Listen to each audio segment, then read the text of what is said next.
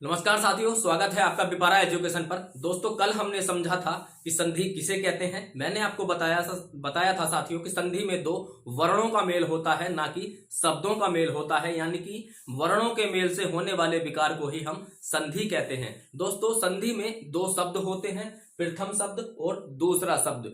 तो दोस्तों, इसमें किन दो वर्णों का मेल होता है? तो साथियों, प्रथम शब्द का जो अंतिम वर्ण है और दूसरे शब्द का जो प्रथम वर्ण है, इन दो वर्णों का मेल होता है, तब जाके दोस्तों संधि होती है। अब दोस्तों, मैंने कल आपको यह भी बताया था कि संधि की पहचान कैसे करेंगे। मैंने आपको बताया था साथियों, जो प्रथम शब्द का अंतिम वर्ण होता है, प्रथम शब्द का जो अंतिम वर्ण होता है वही संधि होती है। कहने का तात्पर्य है साथियों, यदि ये स्वर होता तो स्वर संधि है, यदि ये व्यंजन होता तो व्यंजन संधि है, और यदि ये विसर्ग होता तो विसर्ग संधि है। अब दोस्तों, आज मैं आपको एक ऐसी ट्रिक बता दूंगा व्यंजन संधि की कि जिंदगी में आप कभी भी यहां से सवाल गलत नहीं करेंगे।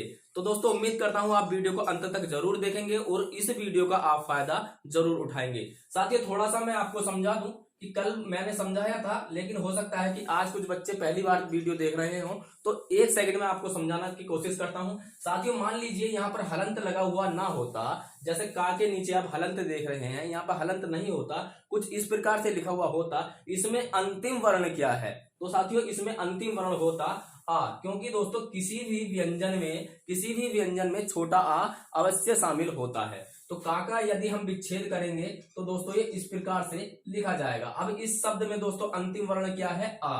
तो यहां पर दोस्तों आ क्या है? स्वर।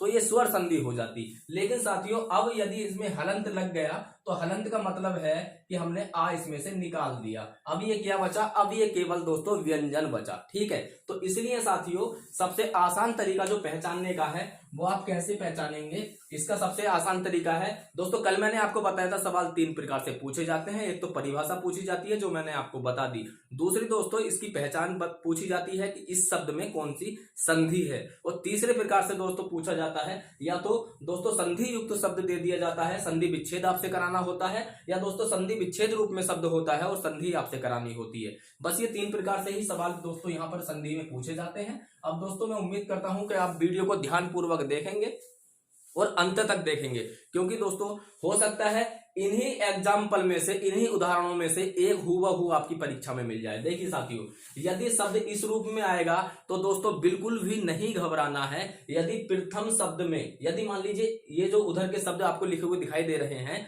यदि इस प्रकार से शब्द या प्रश्न पूछा जाए कौन सी संधि है, तो आप कैसे पहचानेंगे? देखिए साथियों, यदि पहले शब्द के अंतिम वर्ण में हलंत लगा हुआ मिल जाए, यानी कि आधा मिल जाए, तो आंख मीच करके लगा देना कि वो व्यंजन संधि होगी, क्योंकि पहचान यहीं से होती है। अब दोस्तों मान लीजिए ये है दिग प्लस गज, कौन सी संधि है? आपने देख लिया हलंत लगा हुआ है, व्यंजन संधि। सब में दोस्तों आपको हलंत लगा हुआ दिखाई देगा यदि शब्द टूटा हुआ आएगा। तो बिल्कुल भी देर नहीं करनी है और पहचान जाना है कि इसमें व्यंजन संधि है। अब दोस्तों पढ़ लेते हैं इसका नियम। 3 या 4 नियम हमको याद रखने हैं, जिससे कि साथियों संधि हमारी कंठस्थ हो जाए और जब तक हमारी परीक्षा है हमें दोबारा पढ़ने की आवश्यकता ना पड़े। तो दोस्तों पहला जो नियम हम इसका पढ़ेंगे दोस्तों, तीसरे वर्ण का पहले में परिवर्तित हो जाना, या तीसरे व्यंजन का पहले व्यंजन में परिवर्तित हो जाना। अब इसका क्या तात्पर्य है? इसका तात्पर्य है दोस्तों, आप जानते हैं स्पर्श व्यंजन के दोस्तों 5 वर्ग होते हैं, का वर्ग, चा वर्ग, टा वर्ग, ता वर्ग, पा वर्ग। तो दोस्तों जैसे ये का वर्ग है तो इसका तीसरा, ये चा वर्ग है इसका तीसरा, ये टा वर्ग है इसका तीसरा, ये ता वर्ग है इसका तीसरा, और ये पा वर्ग है इसका तीसरा। तो दोस्तों तीसरे व्यंजन का अपने पहले में बदलना, मतलब जो इनका इस वर्ग का पहला व्यंजन है। गा का पहला व्यंजन क्या है? का। चा में दोस्तों पहला व्यंजन क्या है? चा। दोस्तों डा में आप देखेंगे टा, दा में आप देखेंगे ता, और वा में आप देखेंगे पा। यदि दोस्तों शब्द वहां से टूट रहा हो जहां पर ये व्यंजन आपको दिखाई दे जाए, तो आप तुरंत क्या करेंगे? जब उसको संधि विच्छेद करेंगे तो दोस्तों पहले में परिवर्तित कर देंगे। देखिए साथियों, यहां पर आप देखेंगे दिग्गज, तो आप दिग प्लस गज भी कर सकते थे, लेकिन गा से टूट रहा है, और गा है दोस्तों, गा वर्ग का पहला व्यंजन क्या होता है? वो होता है का वर्ग। ठीक है, तो दिग का क्या हो जाएगा? दिग, और सेम वैसा ही उतार देंगे। गा का हो गया, और दोस्तों दिक लिख दिया, उसके बाद में गज। उसके बाद में अजंत। अब यहाँ पे जा, जा में दोस्तों पहला कौन सा है, चा, तो अच प्लस अंत, सडानन। तो इसमें देखेंगे डा है ना साथियों, तो डा का क्या हो जाएगा, टा, यानी कि सट प्लस आनंद। इसके बाद देखेंगे सदाचार, तो दा, दा का किस में परिवर्तित होगा, ता में, तो दा का ता बन जाएगा सत प्लस आचार। उसके बाद देखेंगे दोस्तों सुबंत, तो बा में आएंगे, बा का जो पहला व्यंजन होता है वह होता है पा, तो सुप प्लस अंत, हलंत जरूर आएगा साथियों। अब आपको समझ में आ गया कि ये साथियों किस प्रकार से होता है। तो शब्द वहीं से टूटे जहां पर दोस्तों ये व्यंजन आपको दिखाई दे जाए तो तुरंत आप इसको पहले में बदल दे, पहले में कर देना और आपका संधि विच्छेद तैयार हो जाएगा। ठीक है, अब दोस्तों इसका अगला नियम मतलब इसी का मिलता जुलता है, उसमें हम क्या पढ़ेंगे, पांचवें का पहले में बदलेगा, बस पांचवें का पहले में बदलेगा। बस ये हल्के हल्के नियम है साथियों, इन्हें आप कंठस्थ कर लीजिए और यहां से सवाल आएगा, आप कभी गलत नहीं करेंगे। तो चलिए दोस्तों अगली बार चलते हैं। तो चलिए साथियों अब देख लेते हैं पांचवें वर्ण का पहले में बदलना, पांचवें वर्ण का पहले में बदलना। अभी तक हमने क्या देखा था, तीसरे का पहले में, अब पांचवें का पहले में। जैसे देखिए साथियों, का वर्ग में पांचवा क्या है, अड़ा, यानी कि अड़ा से यदि कोई शब्द टूट रहा हुआ, इसको बोलते हैं अंगा। दोस्तों गंगा वाला जो होता है ना, गंगा, एक गंगा इस प्रकार से भी लिखा जाता है, आपने देखा होगा, तो ये वही अंगा है साथियों। ठीक है, तो यदि ये का वर्ग का जो पंचम वर्ण है, यहां से दोस्तों शब्द टूट रहा होगा तो अंगा का बन जाएगा का। ठीक है, उसके बाद में ये दोस्तों अड़ा है, गणित वाला जो अड़ा खाली होता है वो है। यदि यहां से शब्द टूट रहा होगा तो ये भी क्या होगा, ये भी पहले में परिवर्तित हो जाएगा।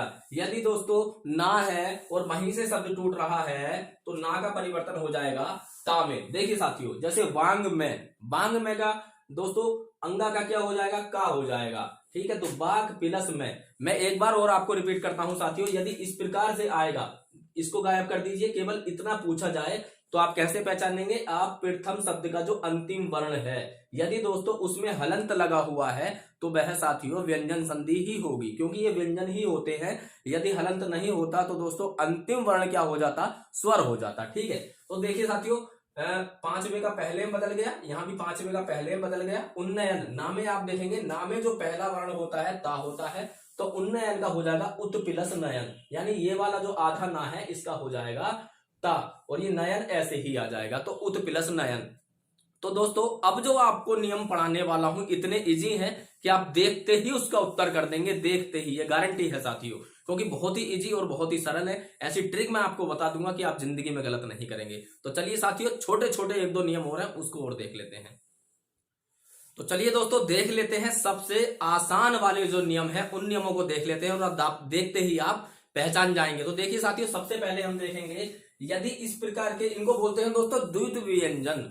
द्वित्व, जब एक समान व्यंजन द्वित्व हो जाए, एक आधा एक पूरा या दोनों आधे, इस प्रकार से अगर आ जाए तो उसको बोलते हैं द्वित्व व्यंजन। तो जहां पर दोस्तों इस प्रकार से आप देखेंगे तो क्या होगा दोस्तों, जो ये पहला वाला आधा है ये बदल जाएगा आधे ता में, जो ये पहला वाला आधा है वह बदल जाएगा ता में। ये यहाँ पर आप ता देख सकते हैं और ता के नीचे हलंत लगा हुआ, तो ये सारे कहां बदल जाएंगे, आधे ता में। इस प्रकार से अगर शब्द के बीच में है, शब्द वहां से टूट रहा है, बड़ा ही इजी है, बड़ा ही सरल है। देखिए सज्जन, तो आप उसको जागो क्या करेंगे, आधा ता में, तो ये हो जाएगा सत प्लस जन। उसके बाद में आप देखेंगे उज्ज्वल, तो इसमें भी दोस्तों आधा जा है, दो बार द्वित्व व्यंजन है, तो ये हो जाएगा उत प्लस ज्वल। ठीक है, केवल पहले वाले को मतलब इसे इसे इसे, ये जो पहले वाले हैं इन्हें बदलना है आधे ता में, बाकी जैसा शब्द बचा उसको वैसा ही उतार दीजिए। देखिए जैसे ला है यहाँ पर आधा, तो ला को बदलेंगे हम ता में, उत हो गया। अब दोस्तों जैसा बचा उसको वैसा ही उतार दीजिए, ये हो गया लास। अब देखेंगे दोस्तों यहाँ पर डबल डा है, तो पहला वाला आधा है क्योंकि इसके नीचे हलंत लगा हुआ है, तो इसको कर देंगे हम उत, और उसके बाद में क्या बचा दोस्तों, डयन, तो ये हो जाएगा डयन। ठीक है, अब अगला जो नियम है वो भी बहुत ही आसान है। यदि पहले अक्षर पर साथियों अंकी बिंदी यानी कि अनुस्वर लग रहा है तो उसका परिवर्तन हो जाएगा आधे माँ में, उसका परिवर्तन कहाँ हो जाएगा, आधे माँ में। बहुत ही इजी नियम है, जैसा ये था वैसा ही है। द्वित्व व्यंजन आ जाए तो दोस्तों केवल आधे वाले को आधे ता में बदल दीजिए, सेम शब्द वैसा ही उतार दीजिए। यहाँ पर देखेंगे कि पहले अक्षर पर यदि अनुस्वर है तो उसको आप माँ में बदल दीजिए, आधे माँ में, और सेम शब्द वैसा ही उतार दीजिए। देखिए दोस्तों जैसे ये बिंदी लगी हुई है तो हम इसकी जगह क्या कर देंगे, सम। ठीक है, बस इतना हो गया। बाकी जो बचा उसको वैसा ही उतार दीजिए। तो विधान बचा, विधान हमने वैसे ही उतार दिया। संसार आप देखेंगे तो सा के ऊपर बिंदी है तो ये बदल जाएगी मां में। उसके बाद में जैसा बचा वैसा ही आप उतार दीजिए, यानी कि सार आ जाएगा सम प्लस सार। उसके बाद आप देखेंगे संकलन है तो दोस्तों ये जो बिंदी है ये बदल जाएगी मां में, और उसके बाद में जो जैसा बचा वैसा ही उतार दीजिए, सम प्लस कलन। इस प्रकार से दोस्तों व्यंजन संधि के ये महत्वपूर्ण नियम आपको चुटकियों में याद हो गए हैं। एक नियम और बचा है साथियों, उसको जरा सी देर में हम समझ लेते हैं, और विश्वास मानिए आपकी व्यंजन संधि कंप्लीट हो चुकी है। तो चलिए साथियों इस अंतिम नियम को हम देख लेते हैं। इसमें केवल आपको इस प्रकार के शब्द मिलेंगे जहां बीच में दोस्तों सा षटकोण वाला सा मिलेगा। तो इसे हम इसका संधि विच्छेद कैसे करेंगे साथियों, केवल हल्की सी बात याद रखनी है आपको। यदि इस सा से पहले डंडा नहीं है, जिसे आप आ का डंडा बोलते हैं, डंडा नहीं है तो इस सा का जो परिवर्तन है वो इस सा में हो जाएगा। ठीक है, तो इसको हम कैसे करेंगे, सु। अब दोस्तों डंडा नहीं है तो ये सा इसमें बदल जाएगा और ये हो जाएगा समा। ठीक है, वैसे ही यहां पर देखेंगे तो वी। अब दोस्तों डंडा नहीं है तो क्या हो जाएगा, ये इस सा में परिवर्तन हो जाएगा। यदि मैं लिख देता था साथियों यहां पर सुभाष, सुभाष यहां पर लिख देगा तो ये हो जाता साथियों सु प्लस भास। अब ये दोस्तों परिवर्तन नहीं हुआ इसमें, अब इसमें परिवर्तन नहीं हुआ। क्यों नहीं हुआ, क्योंकि आप देख रहे हैं कि सा से पहले डंडा है। यदि डंडा है तो परिवर्तन नहीं होगा, और डंडा नहीं है तो परिवर्तन हो जाएगा। ये इसका अंतिम नियम था। यहां से बहुत ही कम सवाल पूछा जाता है, आप टेंशन मत लीजिएगा। अब तक के जो नियम है दोस्तों उससे बाहर कुछ नहीं आने वाला है, ये हम आपको विश्वास दिलाते हैं। तो दोस्तों यदि आपको वीडियो पसंद आया है तो चैनल को जरूर सब्सक्राइब कीजिए। कल हमने दोस्तों 10 से 12 मिनट का एक वीडियो बनाया था, स्वर संधि आपको कंप्लीट और बहुत ही बेहतरीन ट्रिक के साथ हमने पढ़ा दी है। यदि आप देखना चाहते हैं तो इसी दोस्तों वीडियो में डिस्क्रिप्शन में हमने उसका लिंक दे दिया है, आप वहां से जाकर के देख सकते हैं। दोस्तों कैसा लगा वीडियो, आप अपने सुझाव हमें कमेंट बॉक्स में जरूर दीजिए। दोस्तों लाइक जरूर कर दीजिए आप, और चैनल को सब्सक्राइब करके बेल आइकन दबा लीजिए, ताकि दोस्तों कुछ ही घंटों बाद आपको विसर्ग संधि की एक इतनी ही छोटी वीडियो मिलने वाली है, जिससे कि दोस्तों हम आशा करते हैं कि आपकी परीक्षा में आपको बहुत लाभ मिलेगा। तो चलिए दोस्तों मिलते हैं अगली वीडियो में, तब तक के लिए नमस्कार।